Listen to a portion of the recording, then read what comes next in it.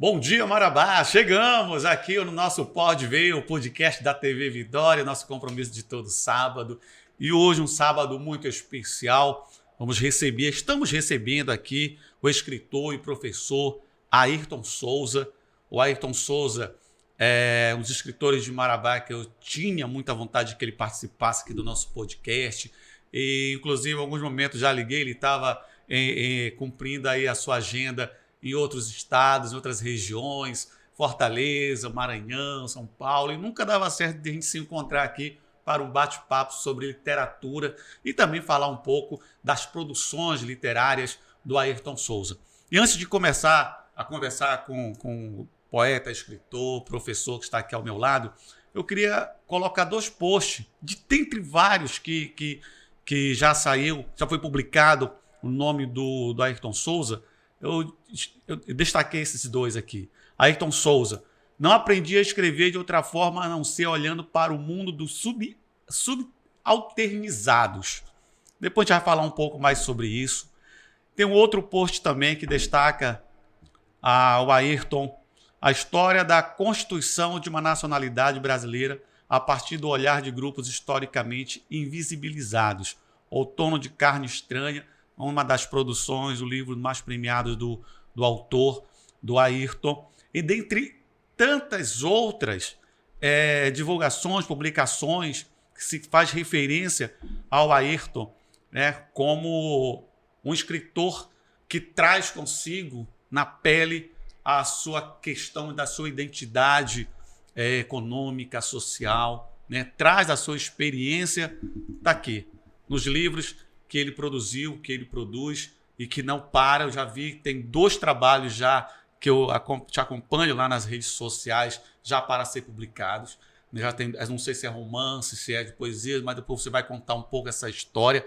Mas antes de chegarmos ao Outono de Carne Estranha, que é que foi o prêmio Sesc, né, de 2023, né, de 2023. Queria que você comentasse um pouco aí. Primeiramente, é um prazer recebê-lo. Depois de tantas idas e voltas, seus compromissos, né, que são vários. E hoje eu tenho um prazer de ter você aqui, você que é marabaense, você que vem lá da periferia, você que fez de tudo para se tornar o que você é, né? A sua produção, a sua vivência e tudo. Eu queria... Como é que você rompeu, né, essa sua identidade, seu laço lá na periferia, e hoje é o escritor, talvez, quiçá, o mais premiado autor brasileiro dos últimos anos, que eu tenho acompanhado algumas premiações, você está sempre se destacando nesses concursos nacionais. Como é que é? Eu sei que não tem receita pronta, mas como é que foi esse trabalho? Como é que você está se tornando o que você se tornou hoje, como um escritor, como um poeta, como um produtor, enfim. Bom dia, seja bem-vindo aqui ao nosso Pode Ver. Primeiro eu queria começar agradecendo a você, Vitor, a todas as pessoas que fazem a TV Vitória pelo convite. Você que foi meu professor e me inspirou também a ser professor. Né? Eu costumo dizer que eu sou professor por uma escolha pessoal, mas o que me motivou a essa escolha basicamente foram 2 coisas. Primeiro foram os meus professores, que me serviram como exemplo, né, de profissional, de ética, de acreditar no mundo melhor, porque todo professor acredita no mundo melhor. E também do que a escola fez por mim, do lugar que eu venho, da extrema pobreza. E a escola era um espaço meio que de refúgio, né, criado num ambiente muito violento, não só o ambiente da rua, mas o ambiente também de casa. Era muito violento e eu entendi essa violência como um sistema de defesa do meu pai e da minha mãe para nós nos proteger. Mas a escola era aquele espaço de acolhimento, né? E por isso eu agradeço muito estar aqui com você hoje nesse papo, nesse podcast tão importante para nossa cidade, para nossa região, que é o Pode Ver. Então, em seu nome, em nome da sua equipe que está aqui fazendo a TV Vitória, eu agradeço muito ao convite. É uma longa história, né? É uma longa história e eu passei por todos os processos complexos que passa um autor brasileiro, uma autora brasileira que vem do lugar que eu vim. De uma situação muito, muito delicada com a pobreza. E assim, eu enfrentei todos os problemas, inclusive problemas que estão além do próprio processo de escrita e publicação de um livro, né? Eu cheguei a ser, inclusive, quase que molestado sexualmente para ver um livro publicado. Então, são muitas histórias. E são 25 anos dedicado a tudo isso de modo diário. né? Porque você tem a história dos autores que tem um lapso de tempo de produção, depois eles param, e depois eles continuam novamente. Eu conheço vários colegas que fazem isso, né? No meu caso, não. Eu, desde o momento que eu entendi que eu podia escrever, eu não parei mais. Não só de escrever, mas de maturar o meu corpo para a literatura. Foi isso que eu fui fazendo ao longo de todos os dias. Então, primeiro eu me vi um menino escrevendo num quintal de uma casa, extremamente... Uma casa que, se a gente fosse chamar... Olhar para as estruturas, não daria para dizer que era uma casa, evidentemente, né? Era uma casa porque morava ali uma família.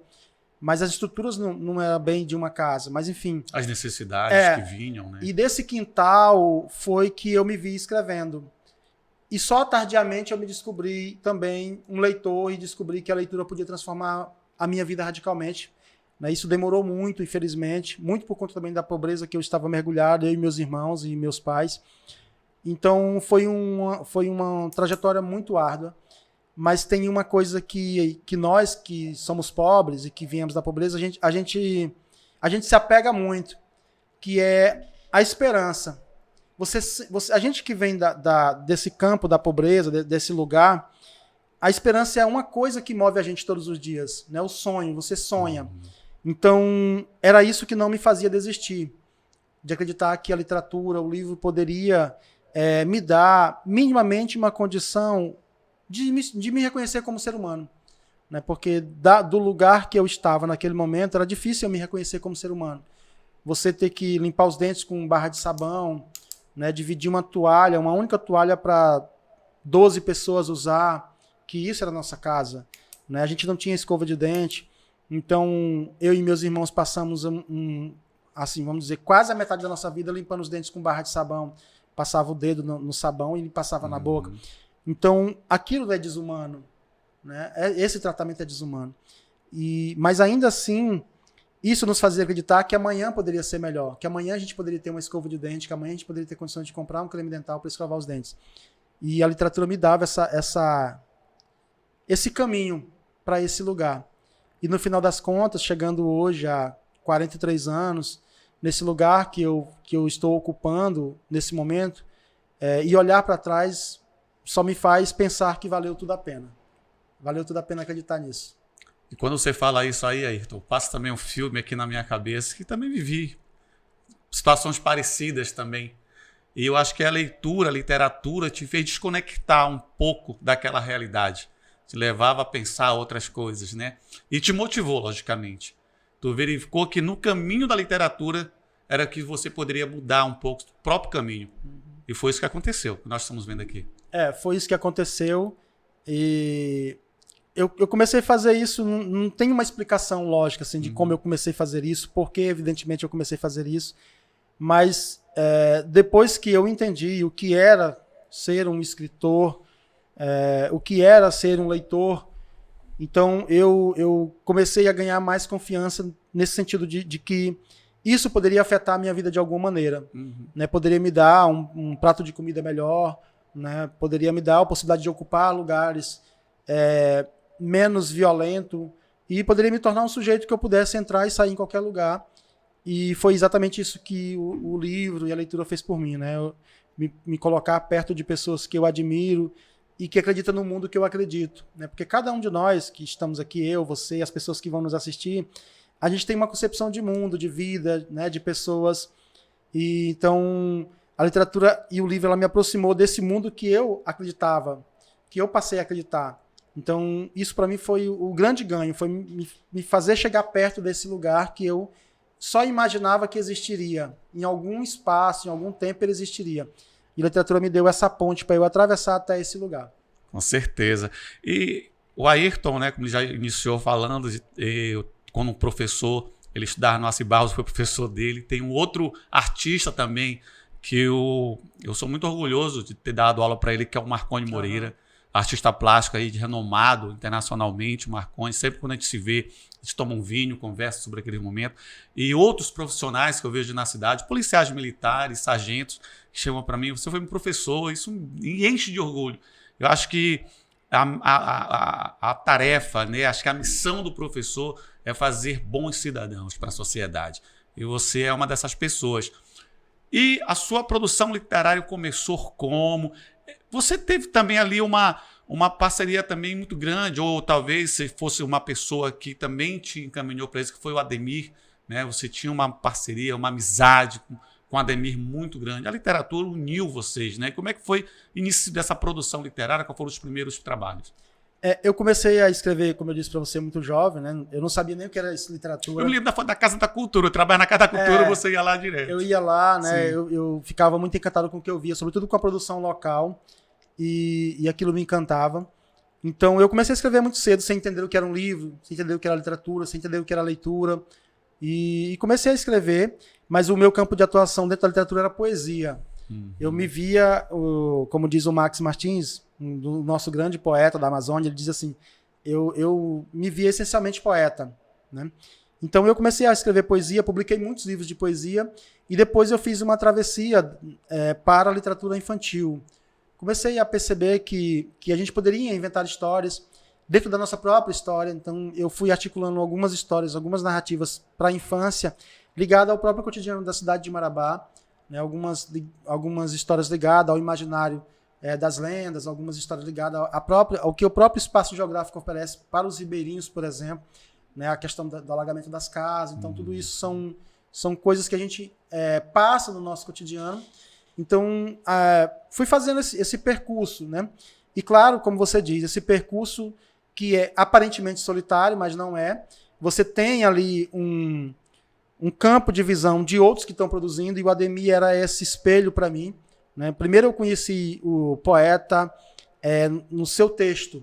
Então comecei a descobrir a obra do Ademir, que inclusive eu acho que deve ter até também algum trabalho seu, que você também escreve, no livro que eu tinha, um desses livros, que é daquelas antologias do festival, e naquela antologia tocantina que ele organizou, né, reunindo vários autores e autoras da cidade, vários poetas da cidade, homens e mulheres, e aquilo eu tinha um volume daquele, então eu comecei a conhecer esse poeta a partir dali, não só ele, mas grande parte dos poetas que eu conheço hoje pessoalmente, né, como o próprio Charles Stocati, que para mim é um grande poeta brasileiro. Verdade. O Javier também é um ser humano, né, um intelectual grande também. Então é isso. O trabalho da escrita parece ser solitário, mas no final da conta é um trabalho coletivo.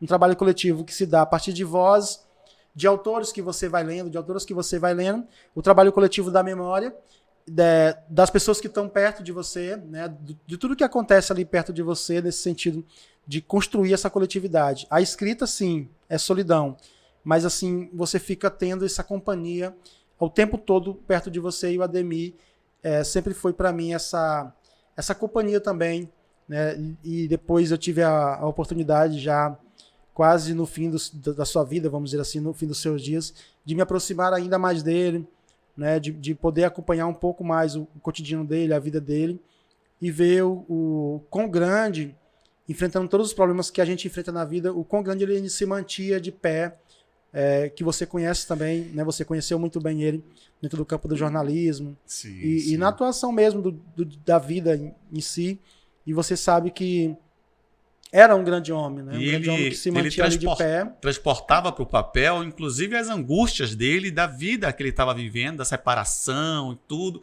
Ele levava para o papel. O último livro dele, inclusive, traz muitos trabalhos que a gente lê e percebe que ele está vivendo aquilo. E, na verdade, a poesia é aquilo que a gente vive, né? Aquele do nosso subconsciente que a gente coloca para o papel, mas traz consigo um contorno da realidade que o poeta vive. E o Ademir era excelente para fazer isso. É verdade. Era um poeta, assim, todo mundo que lê, que já leu, nutre essa admiração por ele. O primeiro livro dele, inclusive, né? Esta Terra, ali, a compreensão da região, a questão dos castanhais, a questão dos rios, a gente conhece através dos trabalhos do Ademir. Excelente. Eu também, assim como eu estava dizendo, né, todo mundo que leu e que lê vai nutrir essa admiração por ele, por reconhecer, além do trabalho imaginativo, o trabalho com a linguagem, que essa é a diferença, né, do grande autor e da grande autora. Você ter o processo de imaginação, mas você transpor isso para um papel. Eu até falava, ou escrevia isso outro dia, dizendo assim, o papel em branco ainda me assusta muito, né, porque você se dar com essa situação e aquilo é assustador, mas ao mesmo tempo me comove. Então é uma espécie de relação meio paradoxal.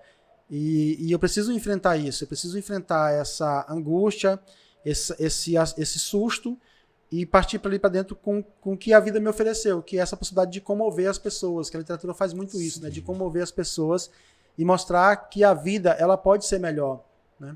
Então, mesmo numa cena de barbárie, narrada por um autor, por uma autora, o que se tem ali ainda é a possibilidade de comover o que ainda resta de humano dentro de nós. De humanidade, realmente, verdade. Ayrton, como é que foram as produções? Nós temos aqui vários exemplares, né? Cada um, claro, conta um pouco da sua vivência, da sua história, porque você é um autor para o público adulto, mas também começou com o público infantil, não foi? Como é que foi essa trajetória? São 51 livros publicados. 51? Né? São muitos livros publicados, num intervalo de tempo muito pequeno, vamos dizer assim, de vida também muito curta, né? Só tenho 43 anos, e dificilmente você tem um autor tão jovem no lugar que eu estou e que você também está, vamos dizer, no território esquecido brasileiro, né, pela história brasileira, que é o norte do Brasil, e pouquíssimos autores do norte têm relevância no cenário nacional, sempre tiveram pouca relevância, e então a gente enfrenta muitos problemas enquanto escritor, enquanto escritora, inclusive para ver seus trabalhos publicados e ver esse trabalho circulando. Mas é uma trajetória assim, marcada por isso, por acreditar que o livro pode fazer muito por nós, que a literatura pode fazer muito pela gente, que a leitura pode nos transformar. E aí, sempre que eu vou para produzir algum trabalho, eu sempre fico pensando nisso. É a minha chance de contar um pouco da nossa história, da nossa região, né? E a minha poesia tem muito disso, assim como você falou do Ademir, tem muito disso, do próprio Charles Trocati tem muito isso. Uhum. E as minhas narrativas também têm muito isso, né? Porque não é sobre a história de uma região, mas é a história de um Brasil. É a história de um país que foi propositalmente esquecida, porque se tem um projeto que se colocou em curso aqui desde 1500 e que está até agora nesse momento, sobretudo na região amazônica, é esse projeto de exploração do que tem aqui dentro. Não só da paisagem, mas das pessoas que estão aqui, né? Então, no final das contas, o que eu tento fazer com a literatura, não importa se é com a poesia, com a literatura infantil ou com o livro adulto, é mostrar um pouco que essa história que está sendo contada aqui é uma história de todos nós. É uma história coletiva desse Brasil e que foi, de algum modo, propositalmente apagada ou esquecida ou enterrada. Na entrevista que você mostrou aí, Paulo Lemon, eu até cheguei a falar isso. Só quem pode desenterrar essa história somos nós que estamos aqui dentro. Porque nós sabemos exatamente como ela é e aonde ela está enterrada. Então, só a gente tem esse poder imagético de linguagem, de imaginação, de ir lá e cavucar com a mão e abrir essa terra e trazer essa história à tona. E essas suas histórias estão tomando conta, logicamente, de todo o país, que eu acompanho, inclusive, nas suas redes sociais, leitores que fazem análise crítica, né, dos trabalhos recentemente lançados e leem e faz uma espetacular referência em relação ao seu último livro que foi premiado, que foi o Prêmio Sesc. Então você tá realmente... Quando você chegou, eu falei que você talvez seja o autor um dos mais premiados do Brasil nos últimos tempos. Talvez eu esteja até sendo um pouco equivocado, mas não sei, não tenho conhecimento de outro que tenha tanto se destacado em nível nacional igual o Ayrton Souza, marabaense, e hoje é um dos mais premiados, né? Logicamente que fruto de um trabalho que você vem produzindo ao longo do tempo, e o resultado é isso, os prêmios chegam, né? E graças a Deus são bons prêmios e que avaliam a sua competência de produzir bons livros. Quando eu falo sobre prêmio literário, porque é muito relativo, o prêmio literário é sempre muito relativo. Na verdade, a vida toda é muito relativa, né? Mas a ideia de participar de prêmio, de concorrer, para mim, principalmente, ela se baseia na ideia da leitura. É você poder ser lido por outras pessoas, né? Por quem entende um pouco de literatura, de livro, leitura. Sim. Então, toda vez que eu vou participar de um prêmio, a primeira coisa que eu penso é isso, é nunca vencer o prêmio, mas é a possibilidade de você ser lido por outros autores que estão no corpo de jurados. Nesse momento, por exemplo, eu sou o júri de um dos grandes prêmios de literatura de língua portuguesa. Então, você poder ser lido por essas pessoas que conhecem profundamente o que é um livro, o que é a literatura, o que é a leitura, né? Então, é nesse sentido que eu participo de prêmio. E, de vez em quando, acontece de ficar entre os premiados, e isso me deixa muito feliz, porque também faz parte desse reconhecimento desse trabalho, né? Ser premiado é um reconhecimento do trabalho que você faz ali, com uma luta árdua. Você até dizia aqui nos bastidores para mim, não sei como você conseguia produzir dando aula, em sala de aula. Mas só o meu corpo, ele sabe o esforço mental e físico que é para produzir, né? Porque eu fui criado para ser um trabalhador. Eu comecei a trabalhar, assim como você também deve ter começado, entre os meus 10 anos de idade. E até hoje eu nunca parei. Inclusive, eu sou, na região que eu moro, nesse lugar que nós estamos aqui, eu sou visto mais como um trabalhador do que propriamente como um artista, né? Tenho 2 empregos, e nesses 2 empregos eu sou visto muito mais como um trabalhador do que propriamente como um escritor. Então, os lugares que eu circulo, por exemplo, e eu comento com os meus colegas que eu trabalho, eles ficam admirados, assim, por que essas prefeituras não arrumam um lugar para deixar um espaço mais cômodo, né, de menos cobrança, para você também continuar a produzir, né? Produzir mais. E eles não entendem essas coisas, eles não compreendem. E como eu fui criado para o trabalho, às vezes nem eu também compreendo, né? Mas, enfim, é um trabalho, literatura é um trabalho, e que para mim foi a forma que eu encontrei de dividir junto com esse trabalho braçal para viver no mundo, né? E trazer à tona o que eu disse aqui para você, essas histórias que muitos de nós têm autoridade e têm uma ideia ética de poder contá-las, como poucos que não estão aqui dentro conseguiria contar. Com certeza. Ayrton, vamos a um breve intervalo comercial. No próximo bloco, vamos falar um pouco do outono de carne estranha, né, que está tomando o território brasileiro aí, todas as pessoas procurando para ler, para conhecer um pouco a história da nossa região, a história de Serra Pelada, enfim. Então, daqui a pouco voltamos para o nosso segundo bloco do Pode Ver, o podcast da TV Vitória. Até já.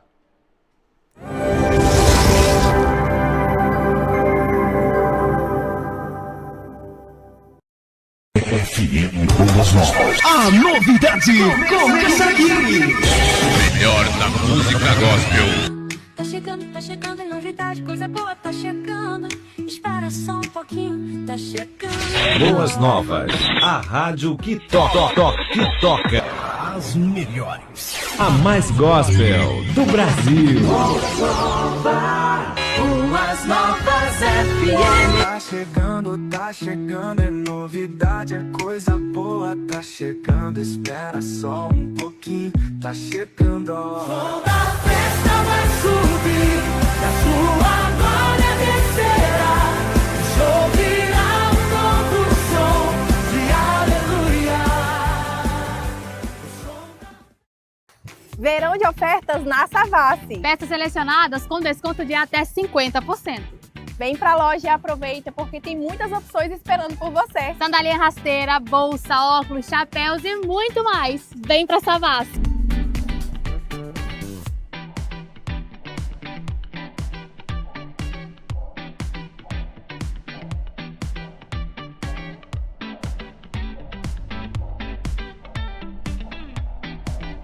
Agora o restaurante da Lu se tornou Churrascaria da Lu. Um lugar aconchegante com um cardápio bem variado. Venha saborear um churrasco delicioso, preparado com muito capricho, do jeito que você gosta. Temos também diversos acompanhamentos, com pratos quentes e frios. Tudo fresquinho e feito na hora. Nosso self-service é a partir de R$20. Abrimos para almoço de segunda a sábado, das 11 às 14h40. Churrascaria da Lu, na Folha 27, Nova Marabá. O verão amazônico chegou com tudo! E você, tá preparado para encarar esse sol? Nas Óticas Helena tem óculos solares com estilo, proteção, qualidade e aquele preço que só quem é da região conhece. Vem viver o verão do seu jeito, com a cara do norte, com Óticas Helena. Óticas Helena, há 14 anos fazendo você ver um mundo melhor.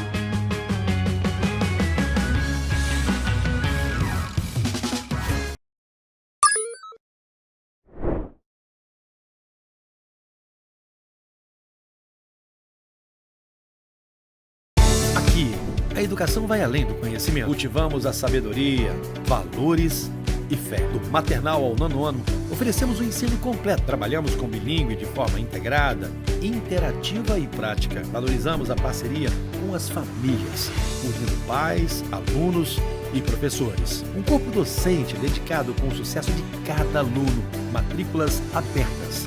Agende sua visita e venha conhecer nossa escola.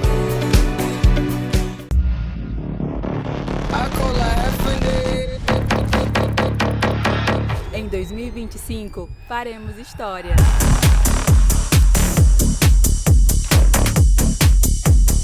Aqui, cada passo é superação.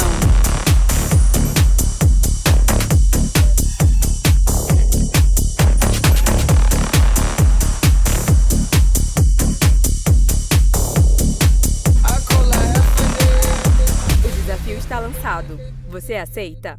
Corrida Sabor do Pará, 40 anos da distribuidora Tocantins.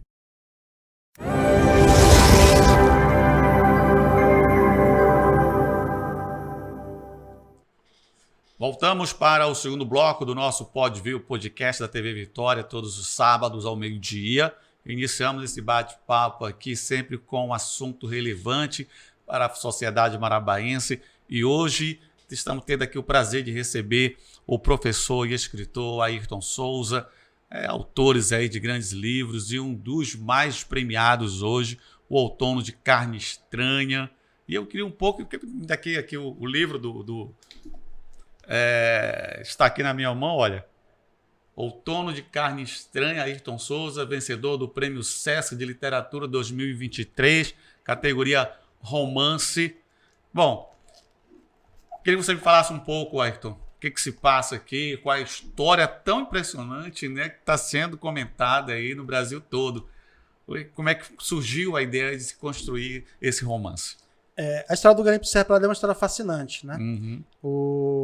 É uma história assim que ficou marcada na memória do povo brasileiro, mas ela ficou meio enviesada, vamos dizer assim. A forma que ficou marcada porque ela atravessa primeiro pelas matérias de jornais sensacionalistas sobre a exploração do ouro do garimpo em Serra Pelada. E depois pelas imagens de Sebastião Salgado, né, aquelas imagens impressionantes. Uhum. Mas ele precisava ter um mergulho mais profundo, e provavelmente ainda você precisa fazer muito mais sobre isso, do que de fato representou a história para nós e para o Brasil do garimpo. Então, esse livro nasce há muitos anos atrás, dentro da minha cabeça, quando eu descobri que a minha mãe havia fugido de casa aos 17 anos de idade, para a região do sudeste do Pará, especificamente para Marabá, movida pela história do Garimpo Serra Pelada. Ela atravessou do Maranhão. Ela atravessou um espaço de quase 1.000 quilômetros, né? De quase 1.000 quilômetros, sozinha, para chegar até Marabá. E, em contrapartida, o meu pai também fez um percurso parecido com o dela, mas vindo de outro estado, do Piauí. E também veio motivado pelo Garimpo Serra Pelada. Então, essa história do garimpo, ela foi uma história muito emblemática dentro da minha casa por conta disso, porque meu pai era garimpeiro de Serra Pelada, a minha mãe veio para a região movida pelo garimpo, e aqui se encontraram, constituíram uma família muito extensa, né? E nós somos, basicamente, somos 11 irmãos, mais 5 da minha mãe e 6 de outros relacionamentos do meu pai, e minha mãe criou 3 desses 6 irmãos. Então era uma família muito extensa, e tudo que a gente enfrentou, vamos dizer assim, de problemas dentro da nossa casa, muitos deles tinham a ver com a Serra Pelada. Então, na condição de autor, aquilo ficava muito... mexia muito com a minha cabeça, né? Meu pai virou alcoólatra, eu acredito muito por conta do que o garimpo produziu na cabeça dele. Seus pais já são vivos? O meu pai e minha mãe já faleceram. Já faleceram. Então, aquela ilusão que o ouro cria, que o garimpo cria, que esse enriquecimento, ou como diz o Outono de Carne Estranha, o bamburro, né? Que é uma palavra que pouquíssimas pessoas conheciam no Brasil e com o Outono de Carne Estranha ganhou uma relevância. Essa história do fascínio pelo bamburro, ela adoeceu a nossa casa. Então, eu tinha a obrigação de fazer alguma coisa ligada ao garimpo. E aí, fui maturando essa história por muitos anos até decidir trazer para o papel a história de 2 garimpeiros. Na verdade, a história de vários garimpeiros, mas centrada em 2 e mais um padre que depois também vai abandonar a batina, vai ser levado a abandonar a batina e virar também um garimpeiro. E, em contrapartida, ou de pano de fundo, a história da região do sudeste do Pará, marcada pela migração de pessoas para a região, o abandono das mulheres dos garimpeiros. Você imagina, são 100 mil garimpeiros, as estatísticas falam sobre isso, e você imagina que 100 mil mulheres ficaram abandonadas, 100 mil mães ficaram abandonadas, né? 100 mil avós. Em várias cidades do país. Então você tem um debate desse abandono familiar, que essas famílias passaram, enfrentaram.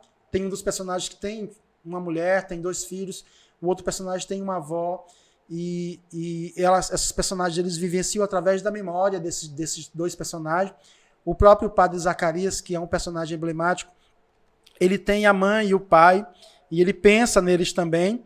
E, além disso, o Outono de Carne Estranha ele é importante no debate sobre o Brasil, porque ele trata sobre um momento muito difícil da história brasileira, que é a ditadura militar, e a região do sudeste do Pará, da qual nós vivemos, eu e você, e muitas pessoas que vão nos assistir, é uma região que enfrentou a ditadura por longos anos, inclusive até quando a ditadura já havia acabado, a gente ficou na sombra, na iminência dela, né, enfrentando ameaças, muitas violências, inclusive.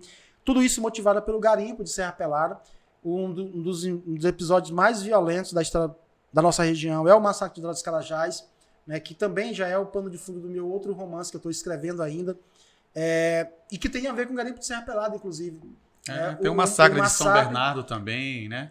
Vários episódios. Da Ponte, massacre da Ponte, São Bernardo. Né? Inclusive, no massacre de Vila dos Carajás, vários daqueles homens assassinados eram garimpeiros de Serra Pelada. Então, você tem toda uma história de relação ligada à violência, e é um dos primeiros trabalhos artísticos que vai aparecer um personagem que ficou historicamente escondido dentro do garimpo de Serra Pelada. É o personagem mais importante do garimpo de Serra Pelada e que nunca foi mostrado, basicamente nos filmes, nos documentários, nas matérias, nas fotografias, que é o Sebastião Moro de Curió, o Major Curió, o grande carrasco, um homem extremamente violento, né? Uma espécie de ditador da região sudeste do Pará. E no garimpo de Serra ele levava ali que mão de ferro. Ele era como ele diz no Outono de Carne Estranha, aqui eu sou a pátria. Né? Tem uma fala dele que ele diz assim no Outono de Carne Estranha, aqui eu sou a pátria, quem manda aqui sou eu. Então, é um dos primeiros trabalhos de arte que se tem esse personagem representado de modo fictício, claro. Né? Eu cheguei a ver o Sebastião algumas vezes, pouquíssimas vezes, na verdade, mas era um homem, apesar de ter uma certa aparência, mas era um homem assustador, né? E fruto do seu trabalho com a violência, né? Fruto do seu trabalho com a violência, e da qual ele gerenciou essa região por muitos anos, e amedrontou, mesmo depois do fim da ditadura, ele continuava amedrontando a nossa região. Então, o Outono de Carne Estranha é uma história sobre o Brasil, aquilo que eu vim dizendo para você desde o começo, é uma história sobre o Brasil, por isso que muitas pessoas, mesmo longe do nosso território, se reconhecem nessa história. Olha e diz assim, isso aqui faz parte de mim também. Né? Mas era parte que eu não conhecia da nossa história, da nossa memória. E talvez aí também resida um pouco do encantamento que esse livro provoca nas pessoas. Então é um conteúdo histórico. Também, histórico, muito. Né? Porque trabalhar a questão da Serra Pelada, seus conflitos, nós sabemos que a Serra Pelada, até um certo período, não tinha permissão para as mulheres entrarem. E aqui também trata de uma relação homoafetiva. Também. Né? Também. Trata de uma relação homoafetiva que nós sabemos que na Serra Pelada, nesse período, havia isso. Com certeza. Né? Então, era uma história meio que apagada, meio que cortinada. E esse livro veio mostrar isso. Essa realidade que era vivida na Serra Pelada também. Mostrar isso, mas ao mesmo tempo mostrar uma coisa que nos move no mundo, que é o amor. Sim, então, claro. A ideia de trazer esses 2 personagens, Zusa e Manel, ela tem a ver basicamente com essa questão da resistência ao horror que se tem ali, né, ligado ao trabalho, à violência, porque o trabalho dos garimpeiros era um trabalho muito violento. Mesmo que não houvesse a violência, as torturas, as ameaças, né, que eles eram sob vigilância total, eles viviam sob muita vigilância, mas o próprio trabalho já era um trabalho violento. Ter que subir escadas de madeira improvisadas, vários ao mesmo tempo, com sacos de cascalho na cabeça. Quantos não caíam, morriam em barranco, cavando buraco. Né? Então, era um trabalho desumano. E aí, a ideia de colocar Zusa e Manuel numa relação amorosa, homoafetiva, tem a ver com resistência a tudo isso, a esse trabalho. É como se eles, quando se encontrasse à noite, rompesse esse paradigma da violência a partir disso e também rompesse esse campo violento, mas mostrando que esse rompimento se dá a partir de um sentimento, que é o amor. E aí, por isso que talvez essa foi a minha grande sacada. Foi trazer esses dois personagens para contar essa história através daquilo que move toda a humanidade. Aquilo que nos move enquanto ser humano, né, que é a relação entre nós e esse sentimento chamado amor. E o cenário, a Serra Pelada e os seus conflitos, né, a sua situação. Os conflitos, a cena dos vagalumes que atravessam a escuridão, quando o Zusa, ou o Manel, sai da casa de Zusa, de seu barraco à noite, e vem uma dúzia de vagalumes que sobrevoam a cabeça dele. Então, é todo esse cenário que, ao mesmo tempo, é assustador pelo escuro que é, pelo que ele é, mas, ao mesmo tempo, é encantador, né? E aí, quando eu falo sobre os vagalumes, eu lembro lá da Liberdade de Laranjeira, onde eu fui criado, basicamente, e que tinham muitos vagalumes. E quando eu escrevi essa cena, eu pensava nesses vagalumes, porque é uma coisa que encanta você ver aquilo, né? Você falou agora em vagalume, um dia desse eu estava em casa, eu não vejo mais vagalume. Para onde foram os vagalumes? Exatamente. Farias, para onde foram os vagalumes, né? Farias? A gente via muito, né? E sobretudo na parte que eu falei, da Liberdade, Laranjeira, isso havia muito. Sim. E aquilo me encantava muito. Aquilo me encantava, assim, me fascinava como é que aquele inseto conseguia fazer aquilo, aquela magia de acender e apagar, acender e apagar. E aí, quando eu escrevi essa cena, eu pensava muito nisso. Trouxe pra cá um pouco Coloquei um pouco essa disso experiência. Também, desse encantamento que provoca na gente. Pois é, e a gente não vê mais. Gambito, de vez em quando a gente vê um, mas vagalume praticamente a gente não vê mais. Então, além disso tudo, logicamente, a história de Serra Pelada é uma história que sempre me encantou também. Eu tinha muita vontade, curiosidade de conhecer a Serra Pelada. E eu fui lá depois, já como repórter, fazer as minhas primeiras reportagens, né, ainda para a Rede TV, quando eu trabalhei lá, sobre a Serra Pelada. E a gente fez ali umas 3 ou 4, porque histórias de vida você encontra em qualquer lugar que você vá ali na Serra Pelada. Qualquer esquina tu tem uma história de vida. E quando eu fui lá, não era a Serra Pelada como é hoje, que parece uma cidade. Antes era só uma vila. Não tinha rua asfaltada, não tinha nada. A Comigasp ainda, entendeu? Aquelas estruturas. Ainda tinha garimpeiros que tentavam ainda achar algum minério próximo ali ao redor do lago que se formou. Então ainda vivia ainda aquela expectativa do bambu, a expectativa de achar ouro. Então as histórias vinham. E eu entrevistei muitos garimpeiros meus. Dei umas 4 ou 5 matérias na época, né, que eu trabalhava na Rede TV. Enfim, então a história do Outono de Carne Estranha é basicamente essa história de Serra Pelada, né? É a história de Serra Pelada, é a história do Brasil, né? Porque é aquilo que eu disse para você, né? Os projetos de progresso, de intervenção da Amazônia, de ocupação dos espaços, passa por essa ideia da riqueza. Então, não dá... Você que trabalha com geografia, professor de geografia, também entende muito de Amazônia, sabe que os primeiros projetos econômicos ligados ao país era a exploração do ouro, né, que foi um processo muito efetivo e que se dá até hoje. Nós estamos vendo aí na terra dos povos Yanomami, né, o processo brutal de violência em busca do ouro. Então, no fim das contas, o Outono de Carne Estranha está contando a história do Brasil, né, a história da mineração brasileira, que começou lá por volta de 1600, 1700, quando se descobriram as primeiras minas de ouro na região de Minas Gerais, e veio se aprofundando depois para dentro da Amazônia, e que continua até agora, lamentavelmente, sobretudo nas terras dos povos originários, né, e continua de modo muito violento e rudimentar, né, não só com a exploração do território, com a contaminação dos rios, mas com o próprio estupro das crianças indígenas. A gente viu agora recentemente casas sendo queimadas das lideranças indígenas. Todo um conjunto de violência. É uma violência, né? Uma violência que você olha e fica imaginando o nível mental que nós alcançamos de 2025, intelectual, de compreensão de mundo. Aquela violência parece ainda ser muito barbárie, né? Parece ser uma barbárie do século V. Parece que não está acontecendo no século XXI. Né? Do século V no século VI. Parece barbárie desse nível.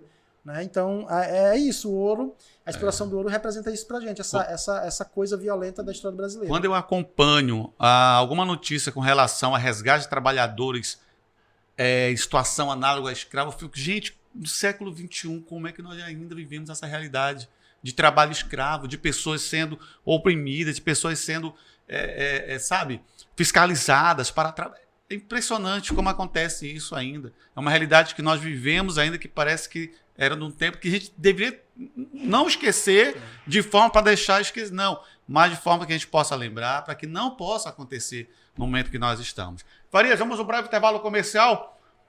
Vamos lá, um breve intervalo comercial. Dentro de 2 minutos voltamos aqui para o nosso último bloco do Pode Ver, o podcast da TV Vitória. Voltamos já.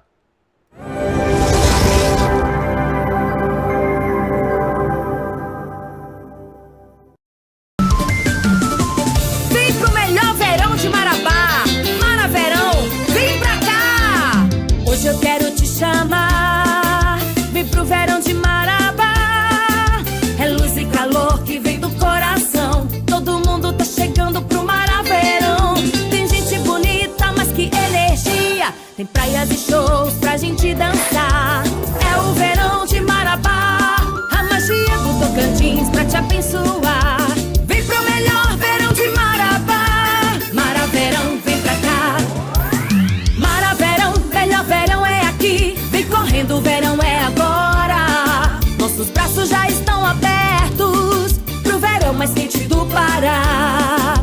Maraverão, melhor verão é aqui. Vem correndo, o verão é agora. Nossos braços já estão abertos pro verão mais quente do Pará.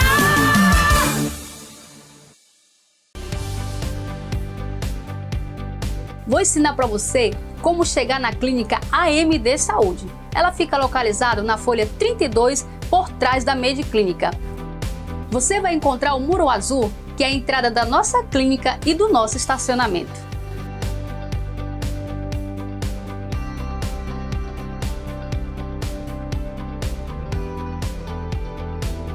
AMD Saúde, diagnóstico por imagem.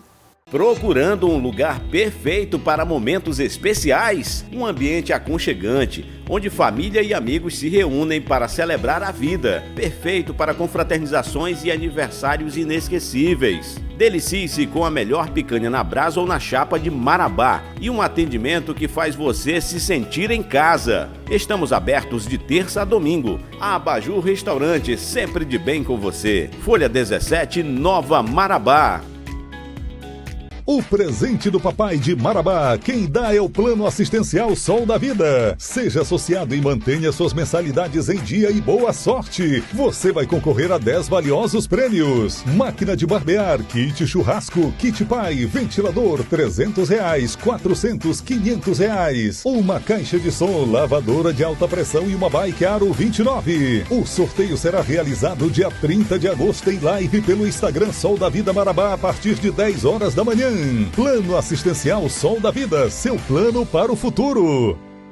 Quer garantir a sua vaga na universidade? O Futuro Universitário está aqui para te preparar. É isso mesmo, Jennifer. O êxito pré-vestibular, o cursinho mais tradicional de Marabá, agora é Futuro Universitário.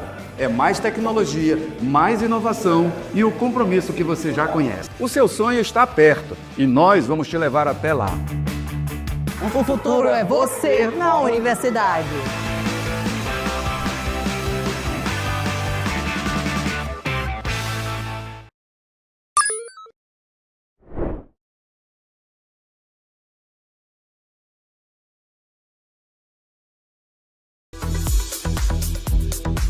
O Posto 26, além de ser o mais bonito da cidade, também tem combustível com qualidade comprovada. Atendimento rápido, com frentista sempre à disposição, para que você não perca tempo no trânsito. Serviço de troca de óleo grátis de segunda a sábado. Posto 26, o posto mais bonito de Marabá. Folha 26 na Rotatória Verdes Mares.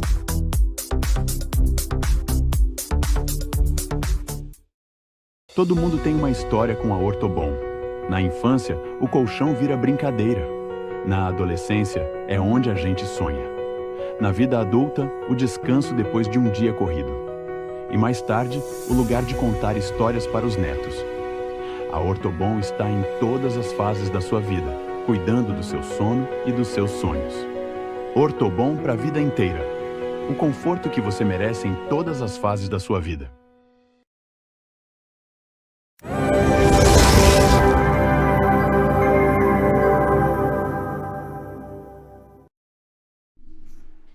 Voltamos para o nosso terceiro e último bloco do Pode Ver, o podcast aqui da TV Vitória, sempre com uma pessoa que possa aqui falar um pouco sobre algo relevante no nosso município de Marabá. E Marabá tem orgulho de seus filhos. E um desses do orgulho está aqui ao meu lado, que é o escritor e professor Ayrton Souza. É um desafio, logicamente, trabalhando como professor do ensino fundamental e produzir, escrever. A pessoa tem que se entregar. Além disso, Ayrton também é mestre e doutor. Olha só, a pessoa tem que se desdobrar, né, Ayrton? Produzir, escrever, dar aula, enfim. É uma vida, realmente a pessoa tem que se entregar mesmo para o que gosta de fazer, né? E isso resultou, logicamente, nessas produções literárias. Além do Outono de Carne Estranha, qual foi um dos livros mais premiados da sua produção? Estou vendo aqui. Eu tive muitos livros assim que foram premiados, uma grande parte como texto inédito, né? De prêmios. Inclusive, você está mostrando um aqui que foi premiado no prêmio da Academia lá do Rio de Janeiro, também ganhou o prêmio Mário Quintana no Rio Grande do Sul, esse livro aqui. É o Diário. O Diário de Aquietar Tristeza, conta a história de. De Aquietar Tristezas. Conta a história de um menino que vê a casa sendo alagada. Então, os meus livros, uma boa parte deles foram premiados. Esse aqui foi finalista do prêmio Letrinhas Brasileiras 2017. Também venceu o prêmio Jornada Sociocultural da Transamazônica. Esse aqui, olha, Diário de Aquietar, primeiro lugar, prêmio AFL de Literatura, segundo lugar, 15º prêmio Mário Quintana. Do Rio Grande do Sul, esse prêmio muito bacana. Muito bacana. Esse aqui ganhou o prêmio da Imprensa Oficial do Estado, o prêmio da Alcides Jurandir, que é um dos prêmios mais importantes do Estado do Pará. Alcides Jurandir, já ouvi falar que se ele fosse um escritor lá da região sul, ele estava entre os principais autores do Brasil. Com certeza. Mas tem a questão. Exatamente. Ayrton Souza, aí, prêmio da Alcides Jurandir. Tá isso é uma novela juvenil, né? Conta a história de amor entre a Matinta Pereira e um senhor que ela amava ele. É para desconstruir essa história da Matinta enquanto uma velha, bruxa e tal. Sim, tem essa ideia de desconstruir e mostrar que ela é uma mulher e ama e tem sentimentos como qualquer outra. Então, o Receita de Aquietar, o Receita para Angustiar o Amor no Coração da Noite, conta essa história dessa Matinta Pereira que vive esse amor. Aqui em Marabá, só te cortando um pouquinho, tem essas lendas que às vezes é só nossa mesmo de Marabá. A porca de Bobs. A boiuna não, a boiuna já é. Mas a porca de Bobs, a Matinta Pereira, né? Tem muitas lendas aqui em Marabá que coloca essas lendas e esses elementos como bicho, como algo atroz, algo perverso, né? E é sempre identificar isso, né? E é sempre a mulher, né, nesse papel, sempre infelizmente, a mulher, né? Verdade. Sempre a mulher nesse papel. Então a literatura também serve para a gente ajudar a trazer outras visões dessas narrativas orais. Receita para fabricar abraços. Que massa! É o único livro que eu escrevi na pandemia, esse livro. Foi na pandemia. Foi na pandemia para pensar a relação de afeto entre as pessoas, que a pandemia, naquele período tão crucial da nossa história, acabou coibindo um pouco a aproximação, os abraços, o aperto de mão. E esse livro é um reflexo disso. É para mostrar como a gente poderia um pouco nos trazer de volta essa relação afetiva entre um ao outro. Que bacana, que bacana. Esse aqui é Os Dias Dentro da Saudade. Ele foi finalista do prêmio Letrinhas Brasileiras 2017 e venceu o prêmio Jornada Sociocultural da Transamazônica. É um prêmio feito pela FADESP, um prêmio também importante e que viabilizou a publicação do livro. Muito bacana. E vamos falar também um pouco, está terminando o nosso tempo, temos pouco minuto aqui, já estão me falando aqui, os outros que estão por vir. Né? O Vic parece que já tem 2, já está no forno. Eu tenho, na verdade, um romance pronto, chamado Fedor da Carne de Deus, que conta a história de 2 irmãos que vivem dentro de um ambiente violento e um deles convence o outro a fugir de casa para fugir desse ambiente de violência e inventa, claro, uma história para convencer o irmão. É uma outra realidade que é muito presente, infelizmente, né? A violência da realidade brasileira, né? As casas, que deveria ser o espaço de acolhimento, de afeto, é o espaço de violência e de construção de violência, que inclusive tem um dos meus livros que não está aqui, que reflete um pouco sobre isso na infância. Sim. Mostrando como dentro da casa você cria o sujeito violento para o mundo. Então, no gesto, na fala, ou às vezes no que você deixa de falar, tudo isso vai produzir um sujeito que depois vai reproduzir essa violência lá fora da casa. Então, esse meu livro, O Homem que Plantou o Rodeto de Mim, ele fala sobre isso, de como o pai vai aos poucos transferindo e criando um menino ali violento que depois ele vai reproduzir fora da casa. E esse romance Filho da Carne de Deus é isso. Essa trajetória desses dois irmãos, um que inventa a história aqui, que é conhecer o mar e fogem de casa para isso. E tem o outro romance que eu ainda estou escrevendo, que é Chão Desbezido pela Neblina. É a história que se passa no Massacre dos Carajás, para a gente refletir de novo um pouco sobre as violências que se passam nesse lugar que nós estamos. E aqui a Buiúna, olha só, junta Ayrton Souza e Bino Souza, apesar do Souza, mas não são parentes, mas são duas expressões da arte aqui na nossa região. Ayrton nas letras, o Bino Souza das artes plásticas, dos desenhos, enfim. Ayrton, infelizmente, o nosso tempo está se esgotando. Foi um prazer enorme, você não sabe o tanto. Eu já tinha te ligado, você estava viajando, sempre dava errado, mas eu sabia que um dia esse encontro ia acontecer para você falar da sua arte, das suas obras. Nós, aqui da TV Vitória, queremos agradecer de coração a sua participação. Sei da sua agenda, meio corrida, mas tirar um tempo para a gente conversar aqui para mostrar para Marabá o que Marabá tem de bom para mostrar para esse país afora. E você é uma dessas pessoas. Quero deixar você à vontade aí para suas considerações. Eu queria novamente, eu comecei fazendo isso, vou finalizar fazendo isso também, agradecer vocês da TV Vitória pelo espaço, por poder vir aqui, a gente conversar sobre livro, leitura, literatura, educação, o quanto essas coisas transformam a vida das pessoas, sobretudo de quem vem ou de quem está mergulhado na pobreza como eu. E aí é preciso que as pessoas que vão nos assistir, que vivem dentro dessa realidade, que eu conheço muito bem de perto, eu e meus irmãos, acredite. Acredite na escola pública brasileira, que ela pode mudar a sua vida, acredite nos seus professores, nas suas professoras, acredite no poder do livro, vire um leitor, uma leitora, que isso vai mudar a sua vida de modo, assim, para sempre, como mudou a minha. E por isso, mais uma vez, muito obrigado a vocês da TV Vitória pela oportunidade de poder vir aqui e compartilhar um pouco dessa história, que é uma travessia de uma realidade para outra e que me tornou um pouco, ou me deixou um pouco com um sentimento mais de realmente eu sou um ser humano. Perfeito. Muito obrigado, Ayrton, pelas suas palavras e também pela sua participação. E nós, do Pode Ver, tanto eu quanto o nosso público que nos acompanha todos os sábados, só agradecemos. E a todos, um excelente final de sábado, muitos já almoçaram, um excelente final de sábado, um excelente domingo, um final de semana perfeito para todos os nossos amigos por esse Brasil afora. Um forte abraço a todos, nos vemos no próximo sábado. Até lá!